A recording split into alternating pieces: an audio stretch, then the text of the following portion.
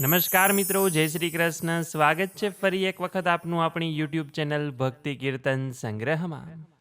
મિત્રો, આજના આ વિડીયોમાં આપણે પુરુષોત્તમ માસમાં કરવામાં આવતું વ્યતિપાતના વ્રત વિશે વાત કરીશું. આ વ્રતનો મહિમા, વ્રતની વિધિ અને વ્રતની કથા સાંભળીશું તથા આ વ્રત શું છે, કેવી રીતે કરવામાં આવે છે અને શા માટે કરવામાં આવે છે તેના વિશે પણ જાણીશું.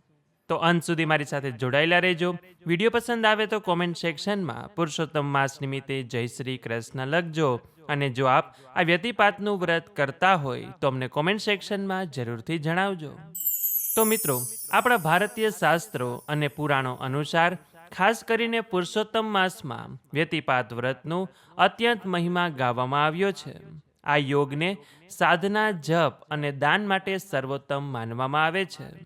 શાસ્ત્રો અનુસાર કુલ 27 યોગ છે અને આ 27 યોગમાંથી વ્યતિપાત યોગને ખૂબ જ શક્તિશાળી માનવામાં આવ્યો છે. એવી માન્યતા છે કે આ યોગની ઉત્પત્તિ ભગવાન સૂર્ય અને ચંદ્રના તેજના મિલનથી થઈ છે અને આ દિવસે કરવામાં આવતી ભગવાનની ભક્તિ ભગવાન સુધી અવશ્ય પહોંચે છે.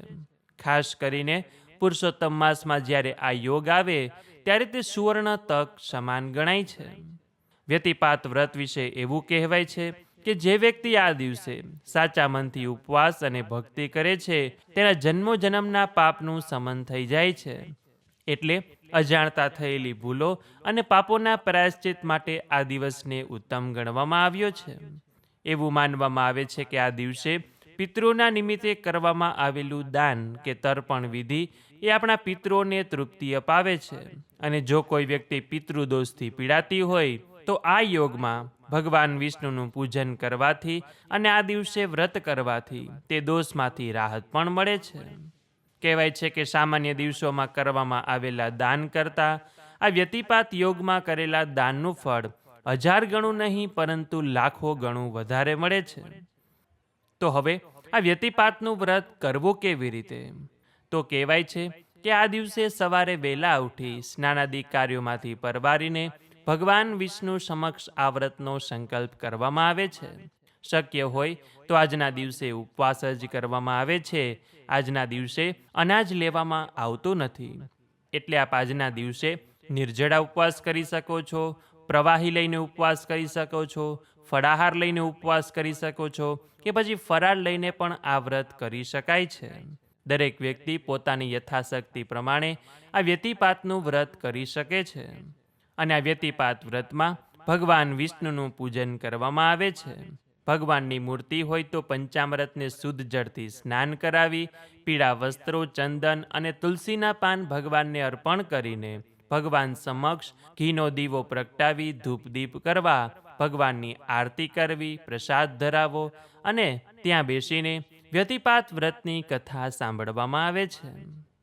આ દિવસે ગાયને ઘાસ ખવડાવવું, ગરીબ જરૂરિયાતમંદ લોકોને યથાશક્તિ વસ્તુનું દાન કરવું તથા કાંસાના વાસણમાં ઘી કે મીઠાઈ ભરીને નિયાણાને, દીકરીને દાન કરવું એ ખૂબ જ મહત્વ ગણવામાં આવ્યું છે.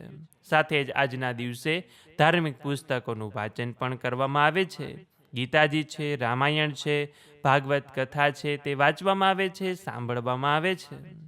એટલે આ દિવસે આ કાર્યો કરવાથી, ભગવાન પુરુષોત્તમનું પૂજન કરવાથી, આરાધના કરવાથી આપણા અટકેલા કાર્યો પૂર્ણ થાય છે, આર્થિક મુશ્કેલી દૂર થાય છે અને પરિવારમાં શાંતિ જળવાઈ રહે છે. જે વ્યક્તિ નિસ્વાર્થ ભાવે આ વ્યતિપાતનું વ્રત કરે છે તેમને અંતે મોક્ષની પ્રાપ્તિ થાય છે. તો આવો આવા પુણ્ય પવિત્ર વ્રતની હવે આપણે કથા સાંભળીએ કે જેના વગર આ વ્રત અધૂરું ગણાય છે. તો હવે આપ સૌ લોકો મારી સાથે ધ્યાનપૂર્વક એકચિત થઈને મનમાં ભગવાનનું નામ સ્મરણ કરતા આ વ્યતિપાત વ્રતની કથા સાંભળે. તો બોલીએ પુરુષોત્તમ ભગવાન કી જય, શ્રી વિષ્ણુ ભગવાન કી જય. વ્યતિપાતની વ્રતકથા.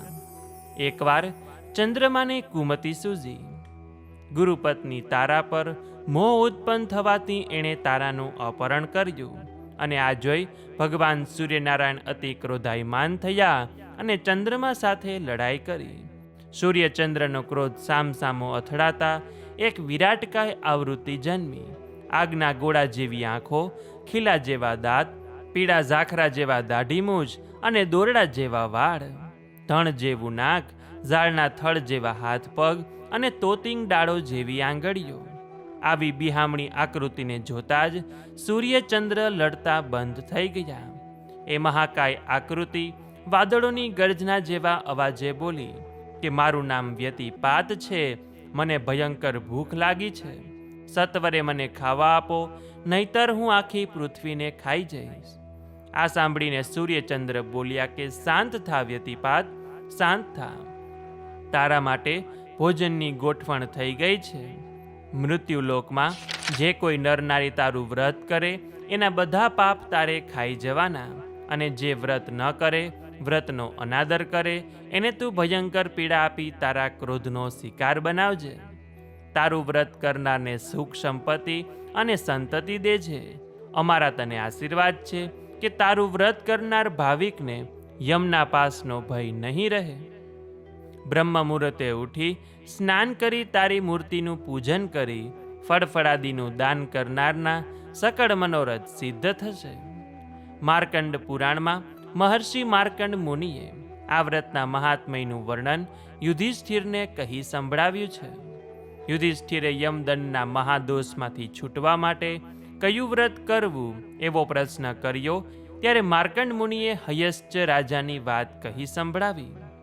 પૂર્વે હયસ્વ રાજાએ આ વ્રત કરીને એનું ફળ પૂર્વજન્મે જે અતિલોભી વૈશ્ય હતો અને વ્યતિપાત વ્રતનો તિરસ્કાર કરતા જે બીજા જન્મે ભૂંડ તરીકે જન્મેલો એવા વૈશ્યને અર્પિત કરી દીધેલું.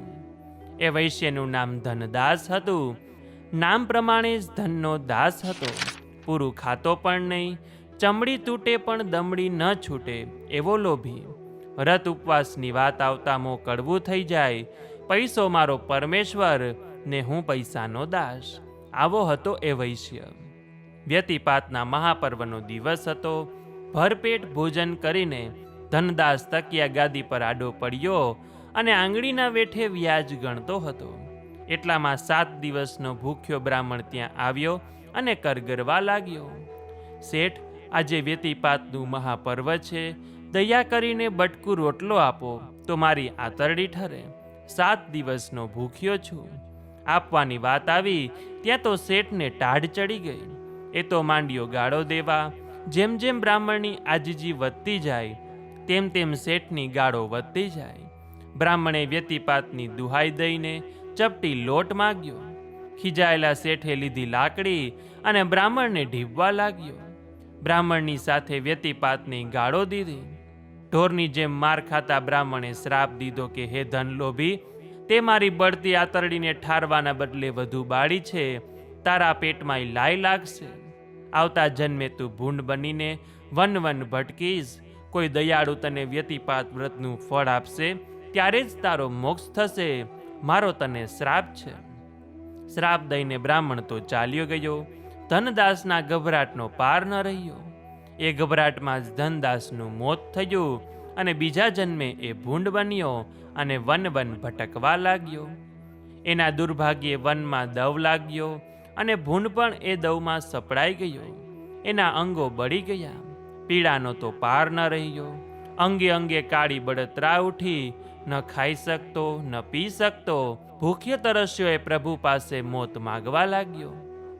એક દિવસ મૃગ્યા રમવા નીકળેલો હયશ્વ રાજા એ વનમાં આવ્યો અને ભૂંડની હાલત જોતા એને દયા આવી. એ વિચારવા લાગ્યો કે આ ભૂંડ પૂર્વજન્મમાં એવા તે કયા મહાપાપ કર્યા હશે કે આજે આની આવી દશા છે. એ જ ક્ષણે ભૂંડને વાચા ફૂટી. પૂર્વજન્મે પોતે કરેલા પાપની અને બ્રાહ્મણના શ્રાપની વાત કરતા કહ્યું કે કોઈ મને વ્યતિપાત વ્રતનું ફળ આપે તો મારો મોક્ષ થાય. રાજા હયશ્વ વ્યતિપાતનું વ્રત પૂર્ણ શ્રદ્ધાથી કરતો હતો. તત્કાળ એણે હાથમાં જળ લઈને સંકલ્પ કર્યો અને વ્રતનું પુણ્ય ફળ ભૂંડને આપ્યું. એ જ ક્ષણે વૈશ્ય ભૂંડના દેહમાંથી મુક્ત થયો અને રાજાને હાથ જોડીને સ્વર્ગે ગયો. વ્યતિપાત વિઘ્ન વિદારણ હરે સઘળા પાપ, વાસ થાય ગોલોકમાં પુણ્ય એનું અમાપ. હે પુરુષોત્તમ ભગવાન, હે વ્યતિપાત, તમે જેવા તે વૈશ્યને ફળ્યા, એવું જ તમારું આ વ્રત કરનાર, વ્રત કથા સાંભળનાર, વિડીયો જોનાર, સાંભળનાર સર્વ કોઈને ફળજો, એવી અમારી તમારા ચરણોમાં પ્રાર્થના છે. તો મિત્રો, આ કથા ઉપરથી આપણને એ શીખ મળે કે જ્યારે પણ આપણા આંગણે કોઈ ભૂખ્યું આવે, ગરીબ આવે, તો તેને ખાલી હાથે પાછો મોકલવો ન જોઈએ. કંઈક ખાવાનું પીવાનું આપીને, ઓઢવાનું પહેરવાનું આપીને કે પછી પૈસો આપીને આપણા આંગણેથી રજા આપવી જોઈએ. જો કોઈ ભિક્ષુક આવે, યાચક આવે, તો તેને યથાશક્તિ દાનપુણ્ય પણ અવશ્ય કરવું જોઈએ. અને અત્યારે પુરુષોત્તમ માસ ચાલી રહેલો છે. કોણ જાણે કયા સ્વરૂપે ભગવાન આપણા ઘરે આવી જાય અને આપણી પરીક્ષા લઈ જાય. તો બોલીએ પુરુષોત્તમ ભગવાન કી જય, શ્રી વિષ્ણુ ભગવાન કી જય. તો મિત્રો, આજના વિડીયોમાં આપણે પુરુષોત્તમ માસમાં કરવામાં આવતું વ્યતિપાત વ્રતનું મહિમા, વ્રતની વિધિ અને વ્રતની કથા સાંભળી. આશા છે કે આપ સૌ લોકોએ પણ અમારી સાથે સાંભળ્યું હશે. તો જો આપે અમારી સાથે આ કથા વાર્તા સાંભળી હોય તો વિડીયોને લાઇક કરી તમારા મિત્રોને મોકલી, અમારી ચેનલમાં નવા હોય તો સબસ્ક્રાઈબ કરી દેજો કે જેથી કરીને આવી જ રીતે પુરુષોત્તમ માસની દરેક કથા વાર્તા સાંભળવા મળે. તો આ સાથે હવે મને રજા આપો.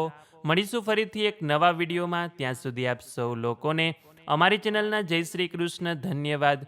મારી સાથે જોડાઈ રહેવા બદલ, મને સાંભળવા બદલ આપ સૌ લોકોનો ખૂબ ખૂબ આભાર.